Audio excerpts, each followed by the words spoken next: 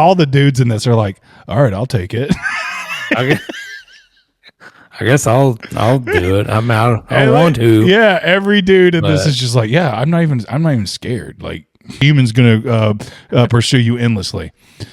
I'm willing to take that chance. I think I could take it. And donuts. We said donuts.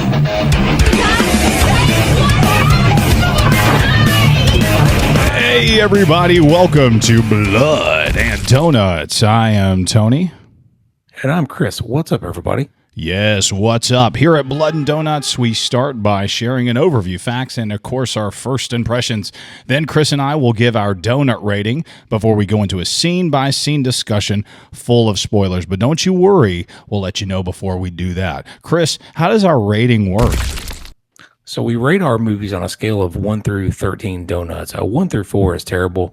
We won't recommend that one to you. 5 through 8 is kind of like a mid-range. It's worth a watch if you have time. It may not be terrible, but it's also not great. 9 through 12 is great. You'll definitely want to check out a 9 through 12 movie, even if you need to rent it. And Tony, a 13, that's our Baker's Dozen tier. That's pretty rare, but we would consider that a perfect horror film for us, and maybe even talk about it in the best of all time discussion. It Follows is a 2014 supernatural horror film directed by David Robert Mitchell. A young woman becomes the target of a supernatural entity after a seemingly innocent sexual encounter. And this one, correct me if I'm wrong, you saw this one before, right? Yes. Okay. Yeah. How did it hold up for you? How did you feel like it did still carry pretty good for you?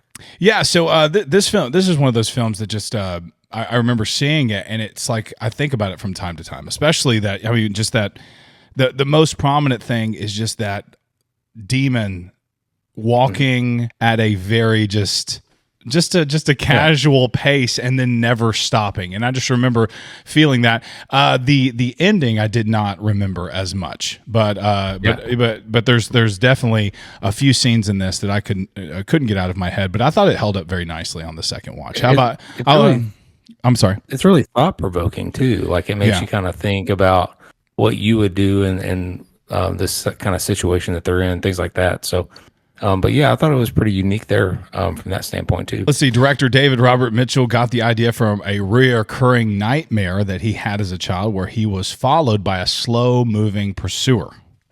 Ooh, that would suck. This film, yeah, what?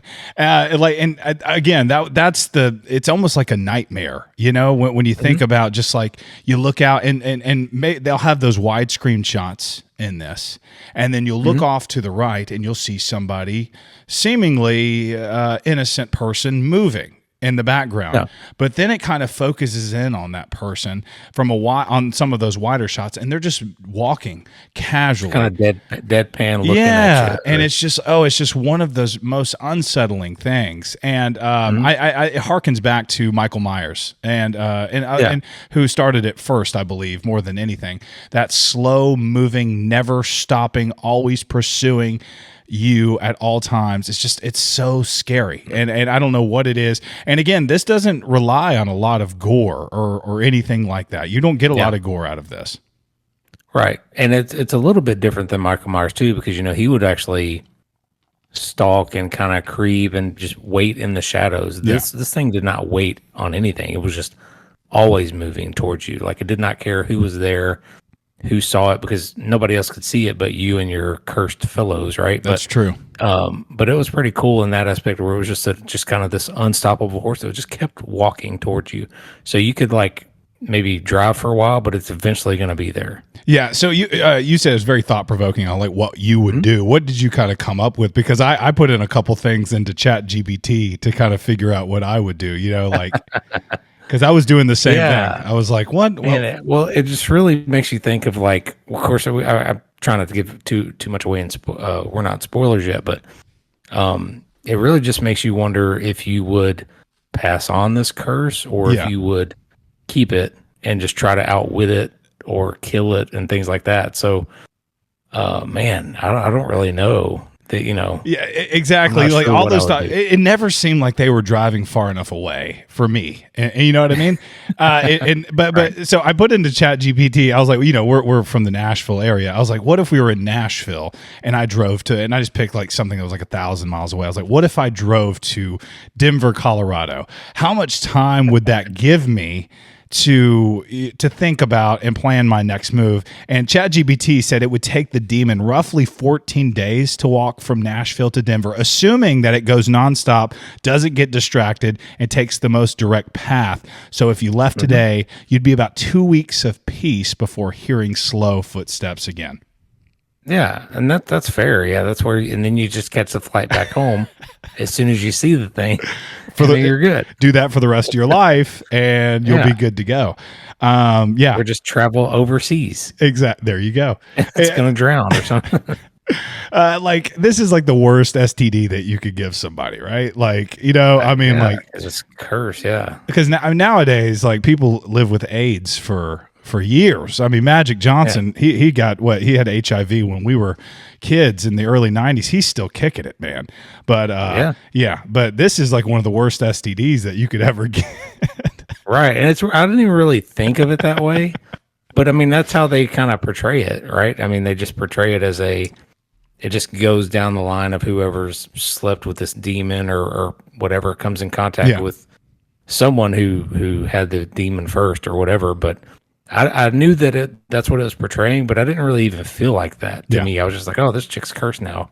Cool, let's go. You know, it was pretty fun. The rules of the curse, the director said, are intentionally vague to keep audiences unnerved and guessing. And again, I'm okay with it. I think it added to it, not knowing who this entity was, where he came from, what it came from, or what it wanted. I think I was good with that.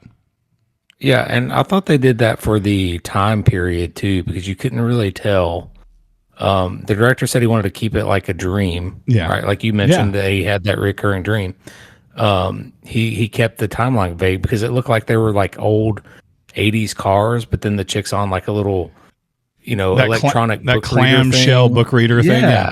Yeah. Like, And so it was really hard to pinpoint. I was like, is this retro or is it modern Yeah. or what is it? But I see why I did it, and it was pretty cool. it felt very retro to me, but like you said, there would be like a modern car thrown in there. And like when she's using a phone, it's a regular dial-up phone that she was on and stuff like that. Another thing was the girl, the Micah, the choice that they used for the leading lady. I felt like she was very pretty, but not model, not like out of this world. Like you're not going to get a curse from her. Is what you're saying. No, I'm just saying, like a lot of these horror films go for like really pretty girls and like that, and then I don't know, like almost unrealistic. I thought she's very pretty, but like she seemed like a normal human being here. Yeah, not plain, but just a normal person. Yeah, a normal teenage girl who wears granny panties. Apparently. Yeah, I did see those. The entity itself loves to be nude at times too. Like what's up with that? Like it either wants to wear white t-shirts and underwear or it wants to be nude. What do you think the reason behind that is? What's that all about? It seems like it might just go from the different, because it seemed like it could shapeshift, but only to the people who were in the curse line, right? That's kind of what I gathered. It seemed that way. And the first guy that gave it to the main girl said, it seems as though sometimes it acts like the people you love, or it takes the shape of the people you love just to mess with you. You know, didn't he say that? Yeah. Mm-hmm. Which, right. And that happens a little bit later on. And I couldn't tell if that was part of just because it was what the demon would do, or if that was part of the history of this demon. Yeah, I don't know either. And it's just kind of up in the air with that, but I kind of like it. And again, the questions are not answered. I don't think it has to be. And I'm glad we didn't end up in a library going through books on this one and how this entity comes from the past and all this stuff. Of all the montages, there was none of someone doing some newspaper reading in the library. So extra points for that. This entity has been in our town for 75 years and okay, sorry. But so like the soundtrack, very John Carpenter, right?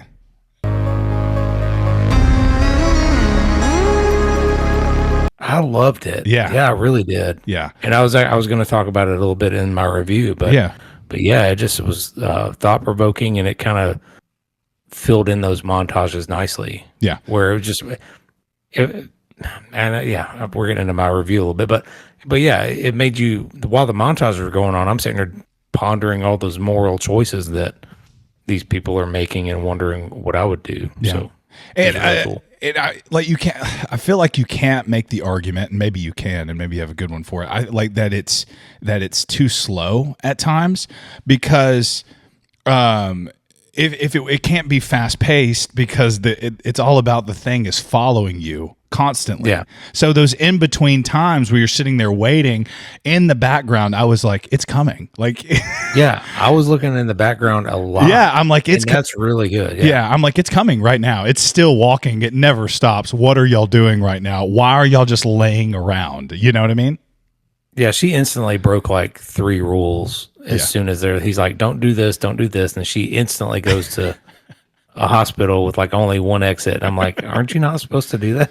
And You're she's like, breaking the rules. oh yeah, she wakes up from that hospital bed. We'll get into it in the spoiler Yeah. scene by Sorry, scene. No, I like that. It Follows became a sleeper hit. It grossed over $23 million on a $1.3 million budget. This is a low budget horror film.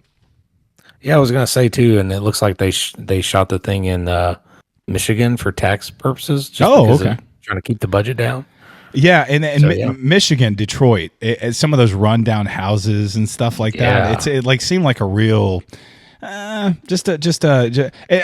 lot of horror films choose to go with the rich people, like Exorcist, just well-to-do, more high influence, high paycheck kind of people. And I feel like this, the girl it was in the suburbs, in like a rundown suburb, which I liked it. She was actually in a pool that wasn't in ground. It was like my swimming pool. You know what I mean? Yeah, it was dirty, had leaves in it. And stuff. Yeah, I was like, this is a normal. Neighbor kids creeping on you. You get that. A lot. How did you feel about the ending? I liked it too, and I immediately thought of the not every horror movie has to have a fleshed out ending. Yeah. So I did like that because it could have been anyone still. I did like the plan in the very end as well, but because it could still be anybody, and eventually it could be you again if all the other people die out, after you. Yeah, that's true. Because it's not going to stop until it gets back to the original person, I guess. That's true. I like this. I like the ending as well. I like the ending, and you said the plan.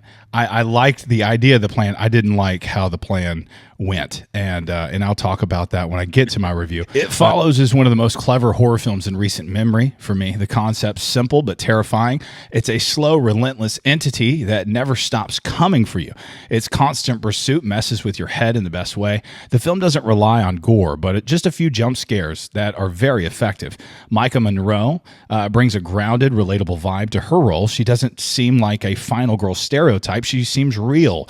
And add that in the eerie vintage aesthetic and synth-heavy score, and the movie nails the atmosphere. The only downside for me is that final act when the demon starts throwing objects into the pool. To me, it feels like a jarring break from how the entity behaved throughout the film, and it kind of messes with the logic a bit for me. Still a strong entry into modern horror, and again, I thought it was very good. This is 11 out of 13 for me for It Follows. Yeah, that's a good score, man. That's good.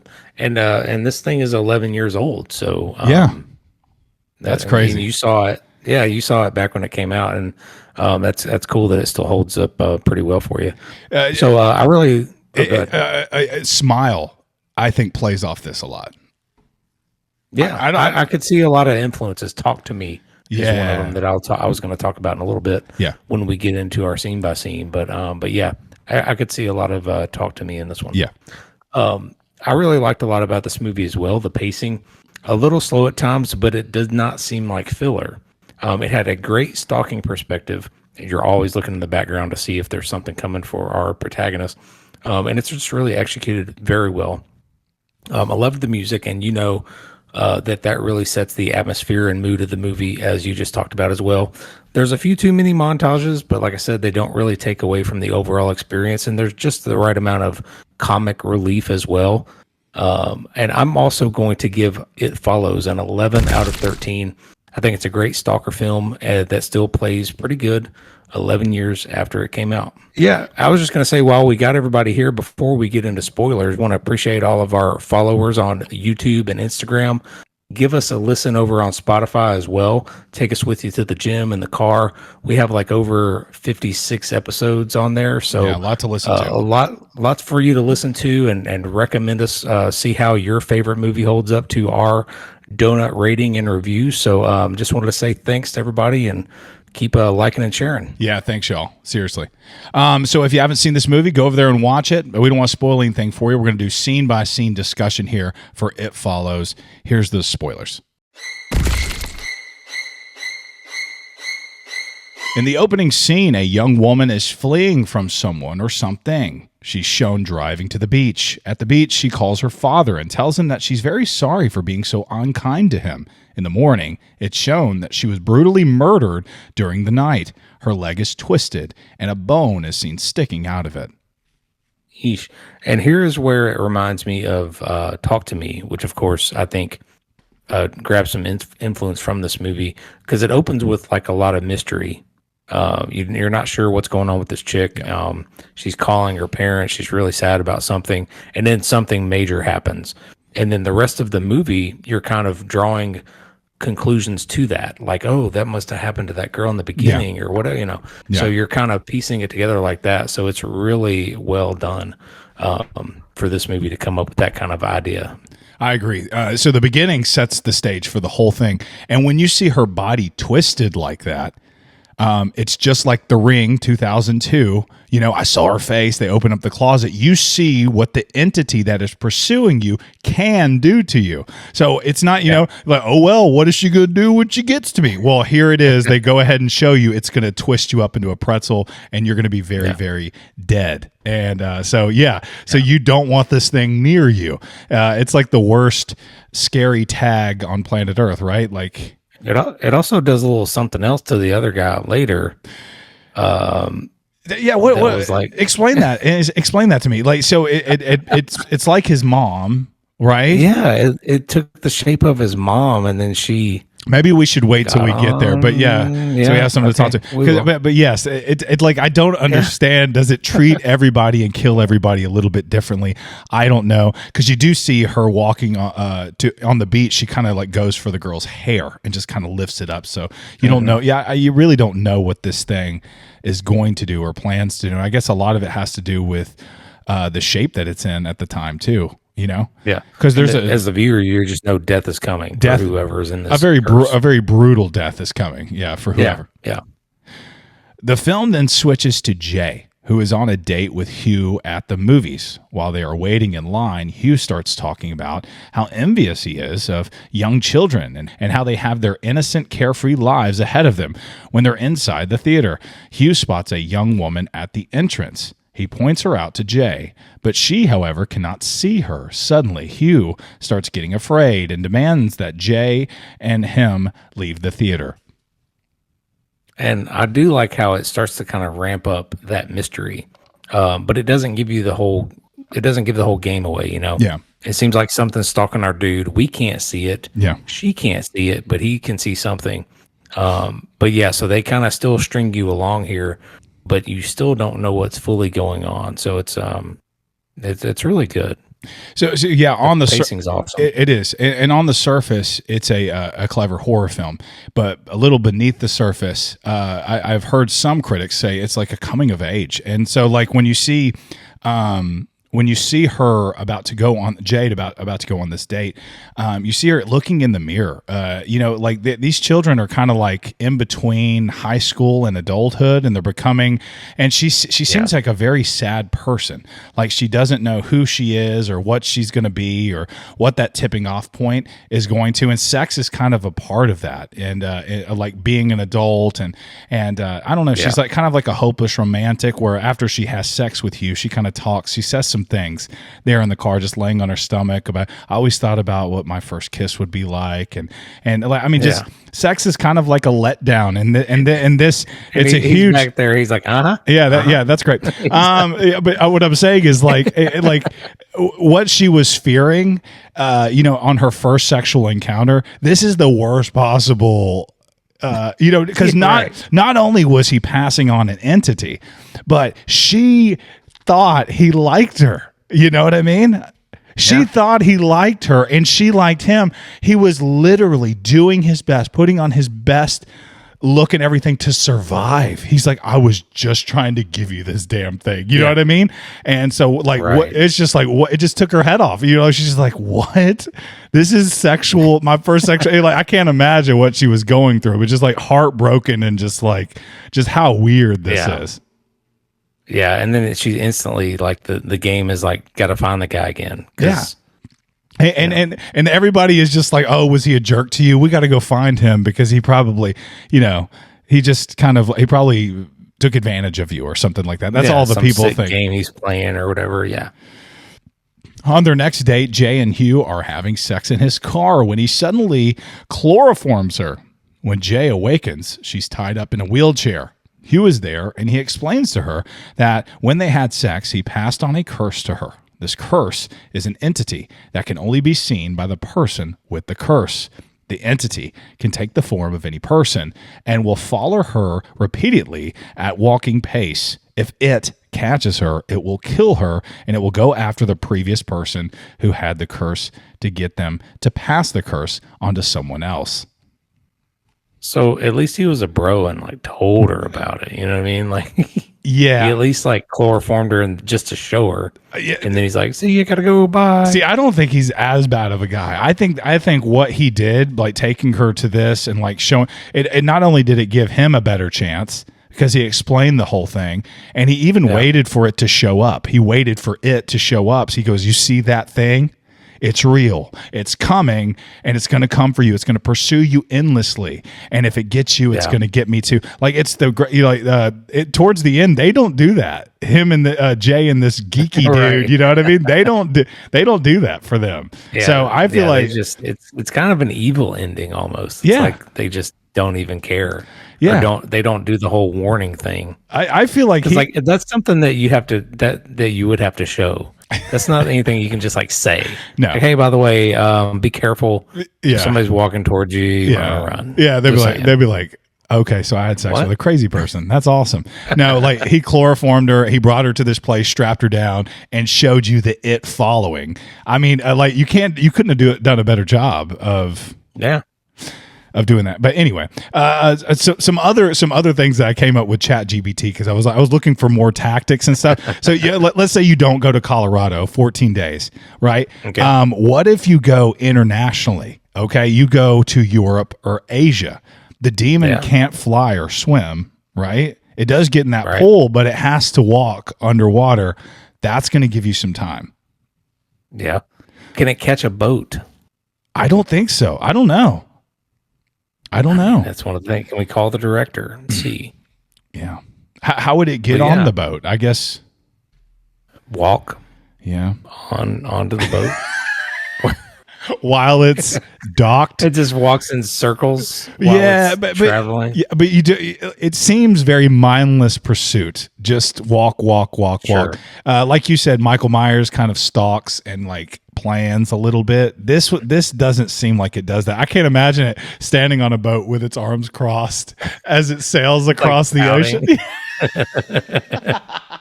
As it sails across the ocean. It flew across the sea. Like looking at its watch, like tapping its toe impatiently. Oh Lord. Like how about like a high-rise hotel where you need a pass key to even get in? Like yeah, see, there you go. Because it was like knocking on doors, you know? It was like it couldn't even get past the simple lock on the door. It was just that's true. Knocking endlessly. Later on, it was waiting for someone else to open the door for her, and then it kind of barged in.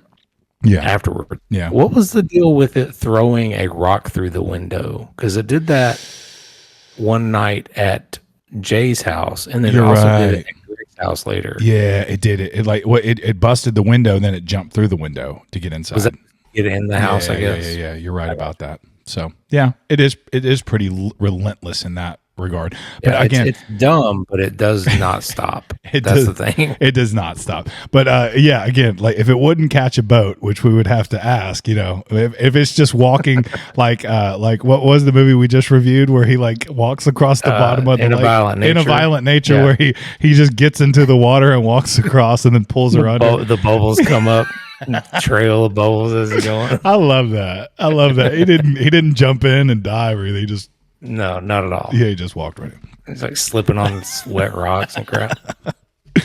Hugh says that he got the curse from a girl that he had a one-night stand with. It will continue to stalk Hugh until he passes the curse onto someone else. Hence why he slept with Jay. At that moment, Hugh spots a naked woman walking towards them. Jay and Hugh then flee. Hugh drops Jay off at her home and continues to flee. The police are searching for Hugh, but are unable to find him.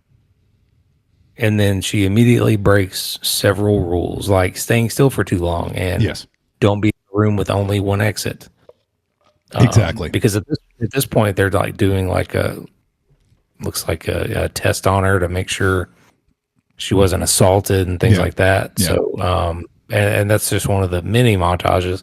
But yeah, and you touched on it. The stalking is super fun. You're constantly looking in the background to see if anyone's just mindlessly walking towards you. Yeah. Because now you've seen it. Like that was the scene that showed you the entity. So now you're looking for, and you just heard that it can change shapes. Yeah. So you're constantly looking in the background now from this point on. That's true. It's so cool. Now it doesn't help that Hugh drops her off. He pulls in front of her house and kind of kicks her out like she's like a bag of garbage. He like drops her. So he was very bro and showing her the it, but he kind of just like passes her off and like he just like squeals his tires and she's just like on the ground in a ball. He could have done that a little bit better. He could have walked her up to her door and he could have said, "Remember what we talked about? I'm so sorry. I know you got this. Call me if you need anything or you have any questions and I can help you." Okay. And he's like, "So you're gonna invite me inside?" Yeah. I mean, we've already done it. At that point, he's like, it's going to come from me, so I have to get as far away from you, kind of thing. Yeah. What if you just did it again with the same person, though? Would it get confused? You're like looking at both of you. Doesn't know which way to go. Did you just pass it back to me? How does that work? That's a good question too. I don't know. I love how they meet up with Hugh. They're in. I love all the dudes in this because she's very strategic. She's like thinks about it, like she thinks about the consequences and stuff like that. But all the dudes in this are like, "All right, I'll take it." I guess I'll do it. I'm out. I want to. Yeah, every dude in this is just like, "Yeah, I'm not even scared." Like. We are like willing to die for like, what if a demon's going to pursue you endlessly? I'm willing to take that chance. I think I could take it. I think I could do it. I think I could outrun it. Even the dorky dude was like kind of mad that he's like, why did you pass it? Why'd you pass the demon on to him? Right. I thought he was really going to ruin the movie, but he surprisingly didn't. I was waiting for it, but he didn't ruin it for me. That's true. While at school, Jay spots an old woman in a hospital gown walking towards her. Everyone around does not appear to notice the old woman. Jay's friend Paul, who had a crush on her, and her sister Kelly agree to help. That night, Jay, Paul, and Kelly and another friend, Yara, all agree to spend the night in the same house. During the night, Paul hears a noise and examines a smashed window in the kitchen. He looks around but does not see anyone. Jay then sees an almost naked woman with dark eyes walking towards her. And let's bring over the scrawny nerd who's probably already the stalker to help protect us. I mean, that was just a bad choice for, I don't know if it was the actor. I mean, he's a good actor. Like he did the thing, but that's how they wanted to portray him, was like this nerdy stalker guy who was super in love with this chick. And because they're even like, all his friends are like, "Oh, watch out, you're going to wake up. He's going to be humping your leg." he was like that, but she was his. They were both each other's first kiss. Yeah, I guess so. Yeah, like little crushes So in high they school were or like whatever. they were childhood friends and probably good friend, maybe like second grade or something like that. And then she bloomed into a much hotter girl, and he just kind of stayed his dorky self. But Yeah, right. I was But okay yeah, with it. I was okay with it. yeah. I think it was fine. And then so you get the break in, you hear the glass shattering. Yes. Jay's instantly like, "Go check that out." Like, what are you sitting here for? Like, go get him. Yeah. And then they don't see anything, but then she does. And what about the big tall guy? That was nuts. Oh, that's coming up. That's coming up next. Yeah, Okay, yeah. sorry. He kind of like ducks his head to come in, but he's like a giant looking guy. Yeah. Oh, that's so creepy. I think he's a basketball player because it looked like it yeah. in his IMDb thing. That's incredible. And what do you think about the old woman like walking across the courtyard? I thought she was creepy. I thought her and the giant were probably the creepiest yeah. forms that this thing took, because you had like just the chick who was like peeing on herself. You had Mm-hmm. the little boy for some reason. With the Right? where he like, Yeah, he it comes comes in weird. He kind of Like, how did you catch it, buddy? Like, that was kind what did you do to get this thing? that was kind of like a jump scare. I don't know why they chose the little. I think they switched to a little boy to get through that hole because it was small. Yeah, but then that begs the question again: is it take the form of past victims or just anything it wants to? I think anything it wants to at this point. I'm guessing. Yeah. But yeah, if it was past victims, that's sad. Yeah, because the past. I mean, yeah, you like some of the victims look like they were like, yeah. little promiscuous and stuff like that. So I don't know. I thought it was that, but maybe not. What if you so somebody passed it on to an old lady in a nursing home? Like That's what happened. Apparently, she could walk. what if Just get up. you're like, I'll drive very far to a nursing home, have sex with a lady that's maybe on her deathbed. What if she dies with it? In hospice or something? Yeah, what if she dies with it? I think that's the end. It would end with her. No, because they'll just go back to the next person. So it never stops. Never. There's stop. no ending it. Yeah. So like if you gave it to somebody and that somebody died, it's coming back for you. Yeah. It's going down the line to the end. But I was like wondering, like, what if it died before it got to kill it? Like, would it be like, oh man, and then it just like disappears? I guess smoke comes that'd be out. the way. Yeah. Or it's just going to go back for you. She runs to tell the others, but none of them can see anything. Suddenly, a tall man with dark eyes walks into the room. Jay then runs out of the house. Jay runs to a playground nearby where her friends eventually catch up to her, and a neighbor named Greg offers to help the group by giving them a ride. Jay and her friends plan to confront Hugh. After tracking him down by figuring out his real address, he insists on his original story, telling Jay that she needs to sleep with someone in order to successfully pass the curse on to someone else. It should be easy for you. You're a girl, is what he says. Yeah. Right. I like when they're all sitting in the backyard and he's like, does anybody else see that? Do y'all see that girl walking towards us? And they're like, that's "Yes." so funny. He goes, Like, oh, what's the okay, cool, problem? cool. See that girl right there? Yes. Yeah. Okay. Okay, good. Cool. Cool, thanks.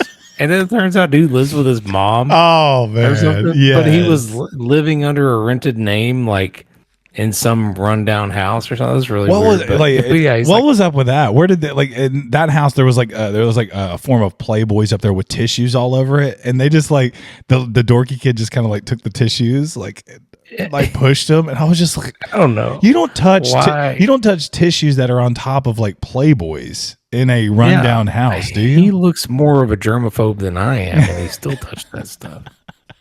You don't touch that stuff. Oh buddy. my gosh. But yeah, it's funny that dude lives with mom because mom's like, I'm he's his here. mom. Like, is he here? Yeah. Can he come out and play? And they're like, she's like, yeah, let me go get him.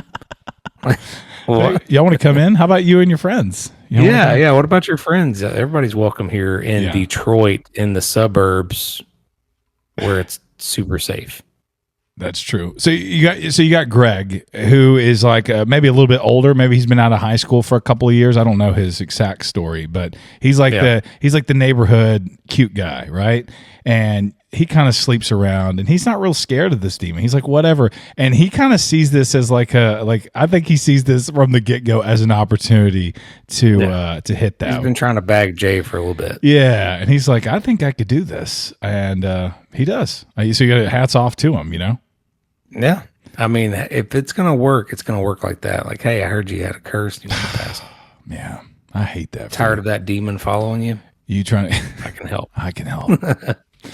The group then goes back to Greg's house. Jay deduces that she needs to learn how to use a gun. While the group is sitting by the water, the entity takes on the appearance of Yara and begins to attack Jay. Jay flees, and then it takes the appearance of the tall old man and then Paul. Jay manages to shoot it, but it does not die. Jay gets into a car and drives away, but she only manages to crash into a cornfield. When Jay awakens, she's in the hospital being treated for her broken arm. Before she's released, Jay decides to pass the curse onto someone else. She sleeps with Greg in her hospital bed in hopes of successfully passing the curse on to him. Paul is heartbroken after finding out that Jay was with Greg. It didn't look like there was a whole lot of sleeping going on in that hospital. No, not at all. But it sounds like when it just transformed into Yara that it can take the form of anyone. Yeah. So you are correct on that. And I think this is where I texted you after Paul gave like the look like he was going to F something up and kill one of the group. I was like, dude, Paul's going to ruin it. Oh, that's what you meant. Okay. That's what I texted you. And I was like, all right. Got to get back to it, but yeah, so that's fun. Yeah, because he always had a disturbing look on his face, like somebody just like ate his cereal or something like that, because he was just always like. He always looked like their name just went into the book. You know what I mean? That's what I get. Yeah, he did. He looked very like pissed, like very sad. He did look like he could have shot somebody in the face. So it looks like right after she got with Greg, it looked like Greg turned right back around and got with some other college chicks or something, right? It made it look like that, but it looked like he was just out there, like he had sex with her, and then he was just out there like rizzing up the. He was done. He was done with that group or whatever. Yeah, it looked like he was just rizzing up the girls that were out there, like maybe somebody that he knew. That's what it looked like to me. And again, because I thought it was a bit awkward because all the group of friends were like, "Hey, Greg, you notice anything?" And he's like, "Nope." And then so they were kind of wondering if he was just using her. So he was. I guess that's what made it awkward. Or he something. was. Yeah. And that's another again below the surface. This is her second sexual encounter, and both dudes could care nothing about her. And so like you bring up the Paul thing, that's what makes Paul different, because even right after Greg has sex with her, he's sitting there talking, he goes, so why did you pick Greg over me? And he tries to kiss her at one point, and she just kind of like turns away. Yeah. It was sitting there in the bedroom. It was a weird time to try for a kiss at that point, but he did not read the room properly. No, he that one. No, he did not. But again, like not only does she have a demon tracking her every move, coming to her at an endless pace and never stopping, like she's having these early adulthood sexual experiences where these guys care nothing about her whatsoever. Yeah. So, well, and it seems like she's about to get used to it because she's got a few more to get through. At home, Jay looks out the window to see Greg walking down the street to his house. When he gets to his window, he breaks it and enters. Jay then figures out that it has taken the appearance of Greg. Jay runs over to the house and peeks inside to see it taking on the appearance of Greg's mom. Jay then tries to warn Greg, who's on the telephone. It jumps on top of Greg and kills him. Now the curse has reverted back to her.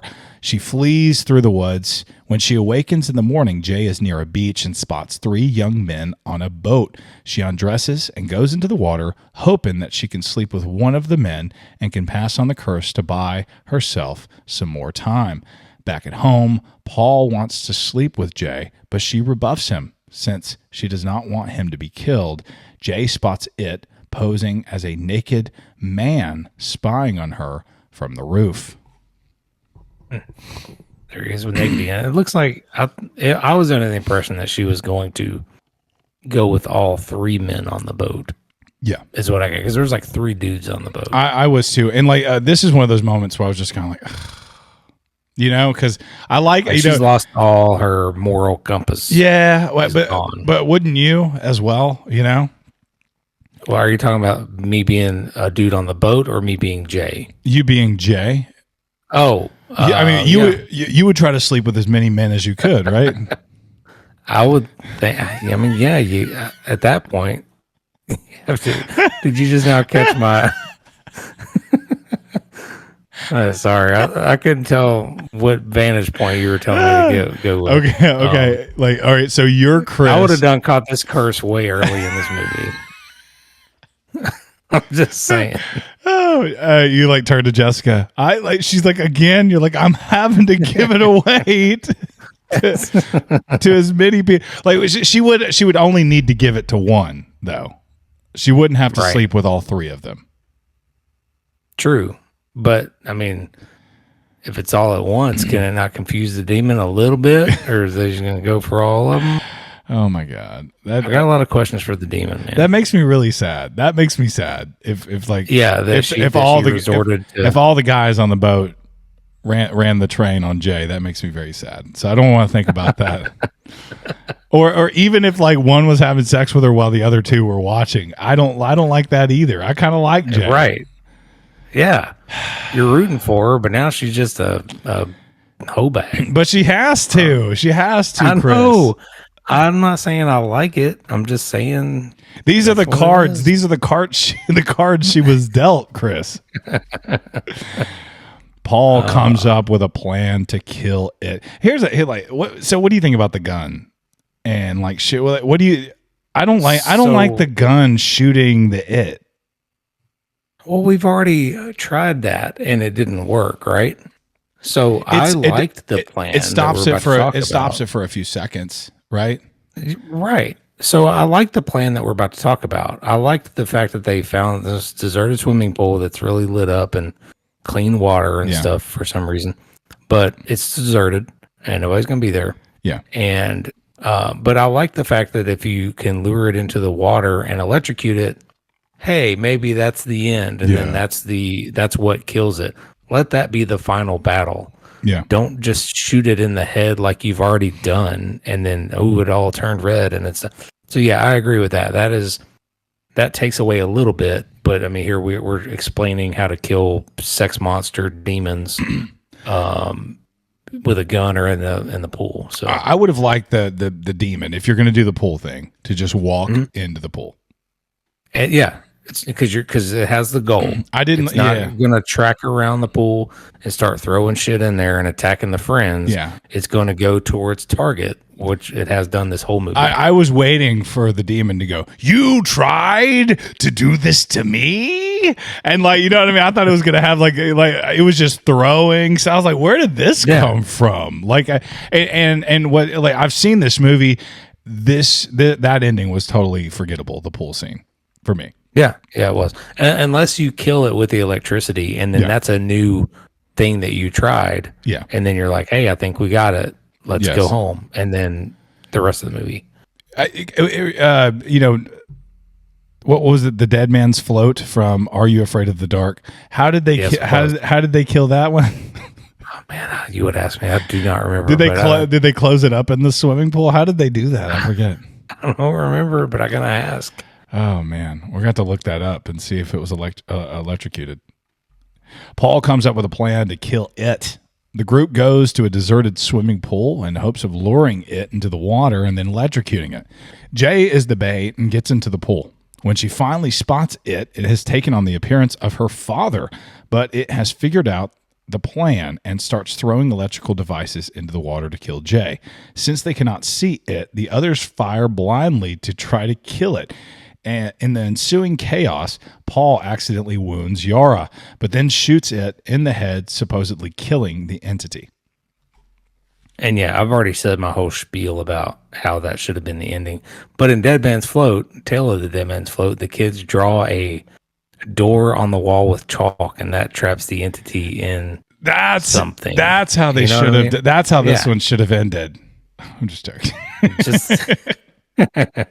There was another thing right here where like the it comes up and like they can't see it and they're trying to shoot. So somebody like throws a towel over him or something like that. yeah. Oh. Which I mean, that you should have had her do that Yeah. right in the beginning because she could see it from there. Throw a bunch of powder on it Yeah. right when it comes in, and then everybody can know where it's at. I saw a But I saw a comment somewhere, and this was pretty genius too. And I don't know who it came from, but before you go to the swimming pool, Paul comes up with this: have sex with Paul. That way, two people can see the entity, Yeah, and it doubles your chances of, you know what I mean? yeah. So I mean, Paul- make it all of them. Yeah, they should have all. a Paul or They two. should have a circle, just get in a circle and just all take turns having sex with each other. And That then way, Paul wins. they can. You know what I mean? Paul sitting there smoking a cigarette. And he gets killed because he's smoking a cigarette. No. He's like, I have an idea. Like after he does it once, he's like the man. He's He just knows like what the he's doing. man. Yeah, oh yeah. He's just like, I have an idea now. We're gonna kill this thing. Oh. Heading home, Paul and Jay finally have sex. Paul then drives to a rundown part of Detroit where there's prostitutes walking the streets. That's smart. The implication seems to be that Paul plans to have sex with a hooker in order to quickly pass the curse to someone else. Hopefully many, many people if she's got a busy night, you know. Sometime later, Jay and Paul are walking down the street hand in hand. Behind them, a person is following them in the distance. So do you think it worked I don't know. or no? I don't know. And Yeah. I love this ending. I love them walking down the sidewalk and you can see somebody in the background. Is it an it or is it just a person walking? I love that ending. But it does hard. I mean, like what your boy did, Hugh, by getting her to the parking garage or the empty, whatever that was, and tying her down and explaining, that bought him so much more time than just having sex with a prostitute.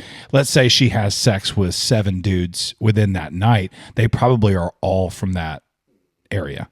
You know, they don't know that it's coming. It's going to kill Be a them. traveling businessman who's on his way out Yes. of the country. Yes. You know?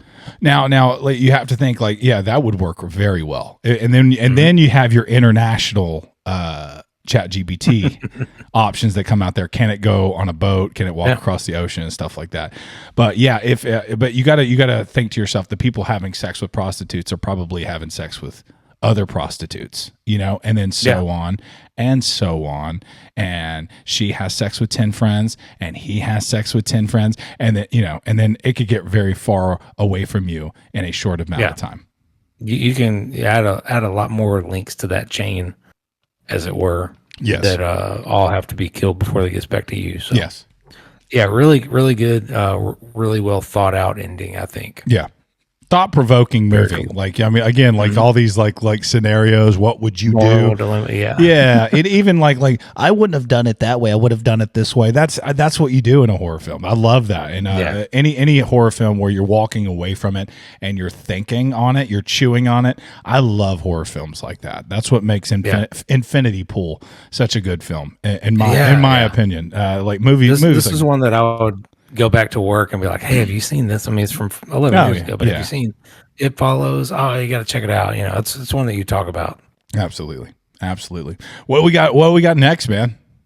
So I was thinking we should do that new movie Sinners from this year. I think it came out in April. Oh, yeah. And I think it's streaming now. Everybody and then loves I think you said you would like to do The Empty Man from 2020 after that. Yep, let's do it. I love that. Yep. All good Sounds choices. good. Hey, appreciate everybody. Thanks for coming. Thanks for listening. Thanks for listening, guys. See ya.